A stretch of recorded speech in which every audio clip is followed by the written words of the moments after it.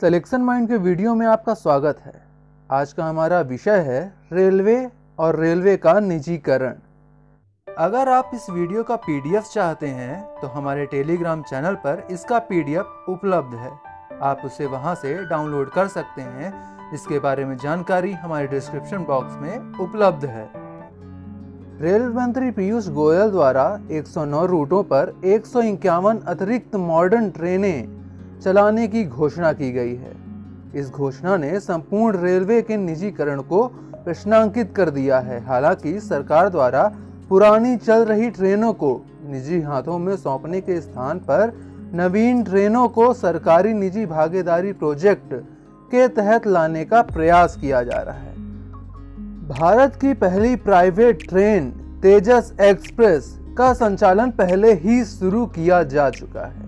भारतीय रेलवे के निजीकरण को समझने से पहले निजीकरण तथा सरकारी निजी भागीदारी को समझ लेना आवश्यक है। आज हम इसी के बारे में विस्तार से चर्चा करेंगे। अगर आप हमारे चैनल में नए हैं तो सब्सक्राइब करें, शेयर करें अपने दोस्तों के साथ और वीडियो को लाइक करना भी ना भूलें। सबसे पहले हम जानते हैं निजीकरण को। निजीकरण सार्वजनिक सेवा के स्वामित्व वाले क्षेत्र, उद्योग, व्यवसाय, संगठन आदि को निजी हाथों में सौंपने की प्रक्रिया ही निजीकरण कहलाती है। अगर इसके हम उद्देश्य की बात करें तो प्रतिस्पर्धा को बढ़ाना, गुणवत्ता में सुधार करना, अनावश्यक हस्तक्षेप को कम करना और सार्वजनिक वित्त में सुधार करना ही इसका मुख्य उद्देश्य है। सार्वजनिक निजी भागीदारी किसी परियोजना को पूरा करने के लिए दो या दो से अधिक सार्वजनिक तथा निजी संगठन के मध्य किया गया समझौता सार्वजनिक निजी भागीदारी कहलाता है। एक बार फिर से इसे देखते हैं।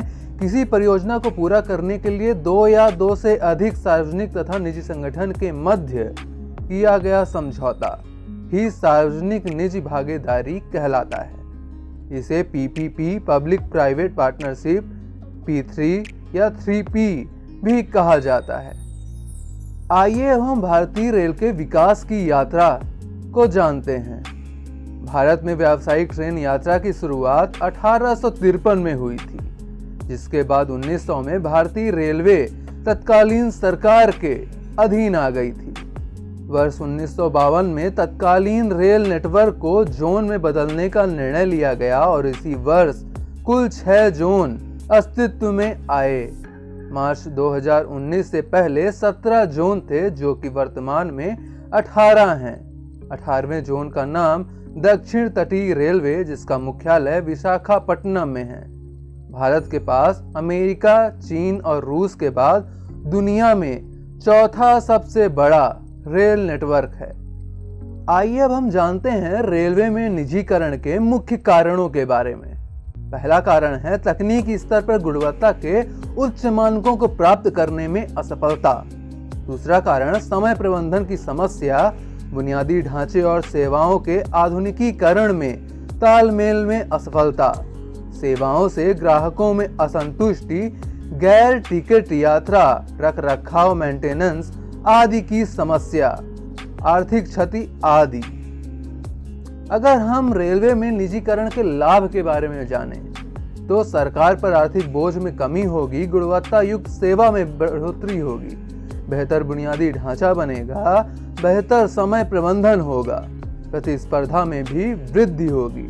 अगर इसके हम कुछ नुकसान की बात करें, रेलवे में निजीकरण के कई प्रकार के नुकसान हैं, जिसमें सबसे प्रमुख नुकसान है जवाबदेहिता में कमी। निजी क्षेत्र केवल लाभ के लिए कार्य करता है, जबकि सार्वजनिक क्षेत्र जनहित के लिए। रोजगार संकट भी उत्पन्न होगा, सुरक्षा भी इसका एक प्रमुख नुकसान होगी। भारतीय रेलवे का संपूर्ण बुनियादी ढांचा रेलवे बोर्ड द्वारा प्रबंधित है और भारतीय रेल सेवाओं पर उसका एकाधिकार है। परंतु बीते 2 दशकों में भारतीय रेलवे में निजीकरण का विषय चर्चाओं का केंद्र बिंदु रहा है। कुछ पहलुओं जैसे रेल दुर्घटना, खान पान, समय की पाबंदी आदि के कारण भारतीय रेलवे को समय समय पर आलोचनाओं का सामना करना पड़ा है। इन्हीं आलोचनाओं ने भारतीय रेलवे में निजीकरण को भी हवा दी है। तो साथियों, आज के वीडियो में बस इतना ही। आज के वीडियो में हमने जाना है भारतीय रेलवे के निजीकरण के बारे में, उसके कुछ लाभ और नुकसानों के बारे में भी हमने चर्चा की। आप हमारे चैनल को सब्सक्राइब करना ना भूलें और शेयर करें अपने दोस्तों के साथ। हम मिलेंगे अगले वीडियो में, तब तक आप स्वस्थ रहें और पढ़ते रहें।